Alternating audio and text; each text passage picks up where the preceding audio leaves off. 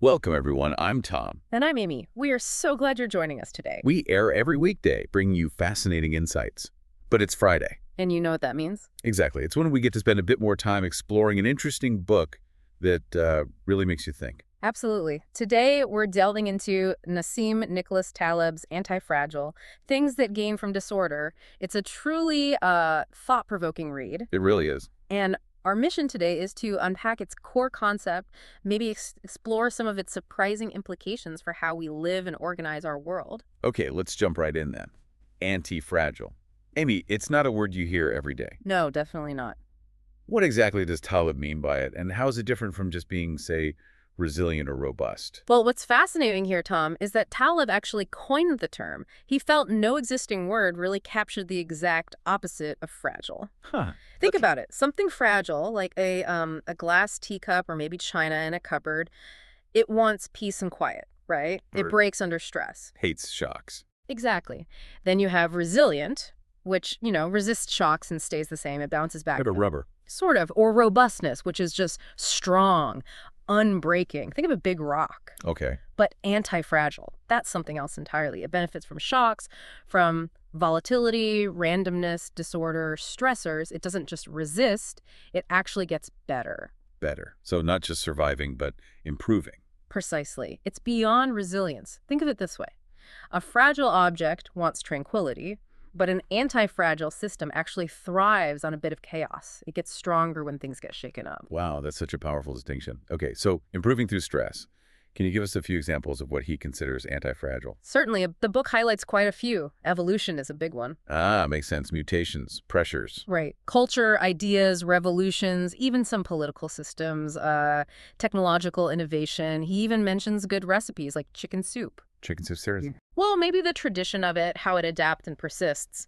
But his main point is often about things that are living and organic, like the human body. Oh, so. Our bodies can get stronger from stressors, right? Like exercise, or overcoming a minor illness builds immunity. An inert physical object like, I don't know, a stapler, it doesn't get better if you drop it. It might break or just stay the same. Okay, so living versus non-living is a key part. It often lines up that way, yeah. He uses a simple test, asymmetry. Anything that has more upside than downside from random events or certain shocks, that's anti-fragile. More to gain than lose from randomness. Exactly. Little shocks, little errors can lead to big improvements over time. Okay, here's where it gets really interesting for me. The book argues that we've been actively harming ourselves, our systems, by trying to suppress all this randomness and volatility. How does Taleb say we're doing this, and what are the consequences? Yeah, this is a central theme. If we connect this to the bigger picture, Taleb argues that modern society has been fragilizing almost everything. Fragilizing, making things more fragile. Yes, exactly. Our economy, our health systems, political life, education, the works, all by seeking to overstabilize, to smooth out all the bumps. But isn't stability good? Well, he uses this great analogy. Spending a month in bed, even if you think you're resting, leads to muscle atrophy, right? Your muscles weaken. Sure. Use it or lose it. It's similar for complex systems. They weaken, sometimes even die, when they're deprived of stressors, of challenges.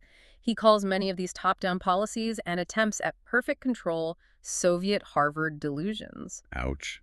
That's quite a label. It implies the sort of intellectual arrogance, believing we can perfectly engineer complex systems without unintended consequences.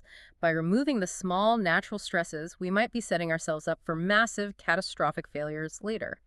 So it sounds like our well-intentioned efforts to create stability are actually making us more vulnerable in the long run. Yeah. What about this idea of naive interventionism and iatrogenics that the book discusses?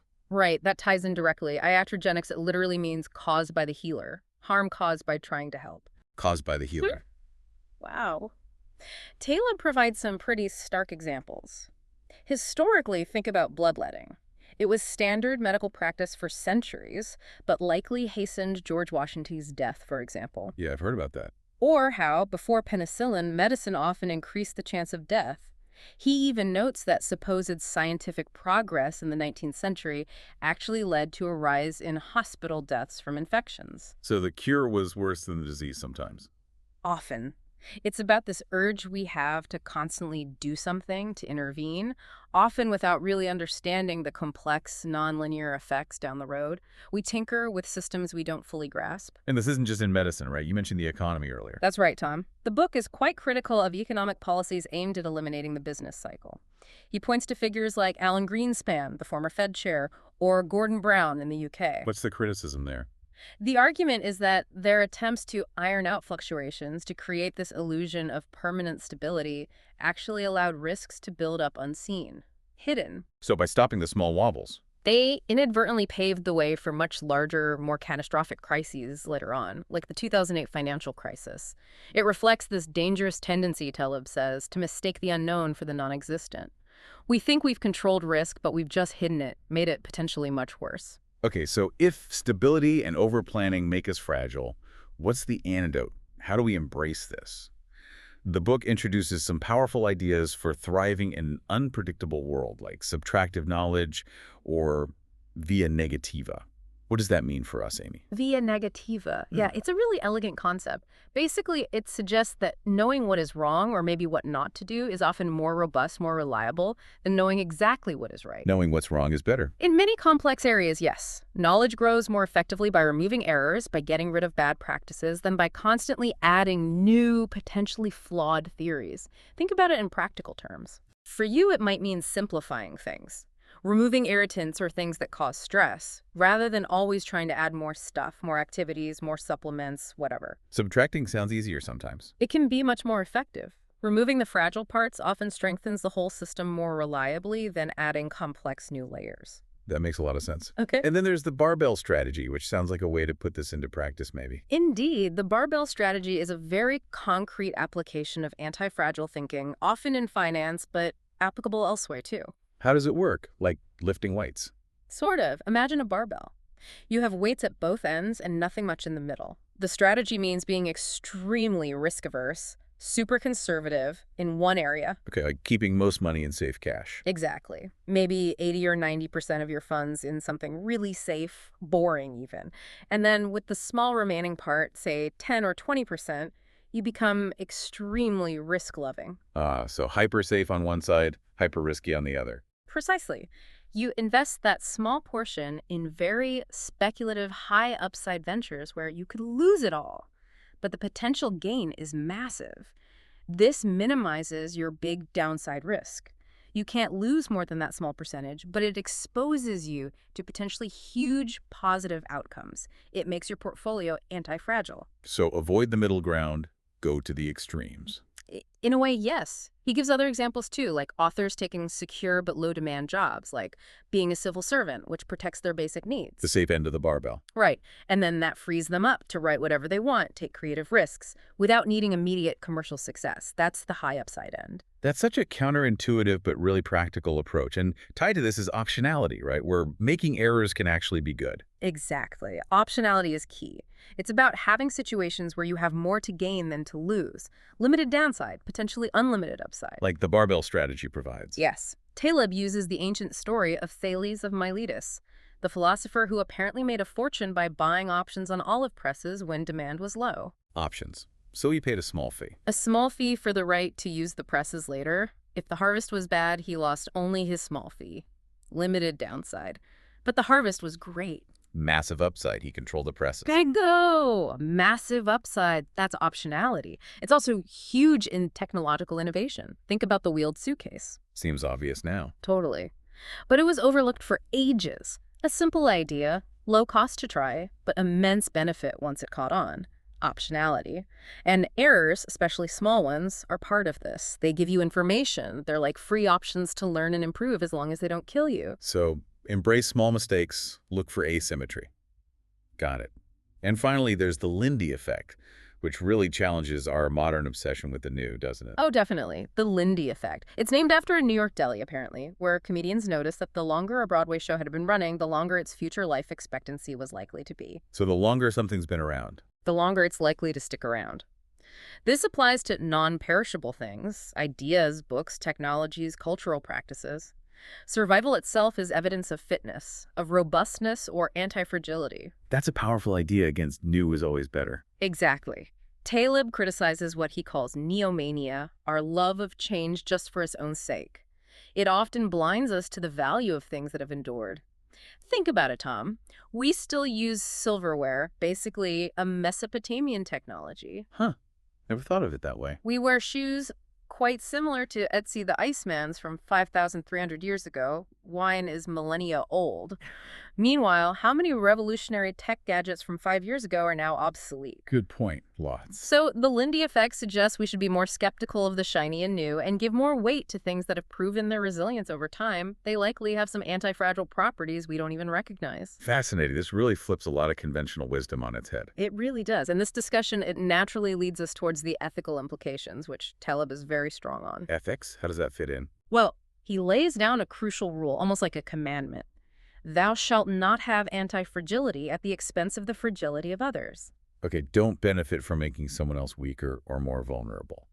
That sounds fair. It sounds fair, but he argues it's violated all the time. This brings up his sucker-non-sucker distinction. Sucker, non-sucker. Tell me more. For Taleb's sort of street-smart character, Fat Tony, the world isn't about abstract true or false. It's about who's getting played the sucker and who isn't. So practical outcomes matter more than theories. Way more. It's about payoffs, exposure, who actually benefits, and who bears the risk. He talks about stolen optionality. Stolen optionality. Yeah, think about high-level bankers or executives. He criticizes figures like Robert Rubin, who got massive bonuses at Citibank, Right. while the risks associated with those gains were essentially transferred to the taxpayers who ended up bailing out the system during the crisis. The executives got the upside, the anti-fragility, while the public got stuck with the fragility, the downside. Ah, I see. Privatizing gains, socializing losses. Precisely. He also mentions the Alan Blinder problem, former officials using their insider knowledge to help corporations or the ultra-rich navigate or bypass regulations, essentially helping them gain an edge at the expense of the system or the average taxpayer.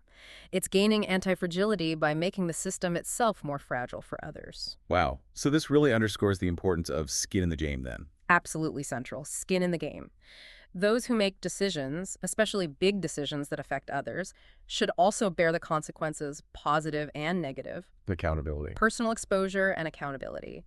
He contrasts this with, say, ancient leaders who often led from the front, literally having skin in the game.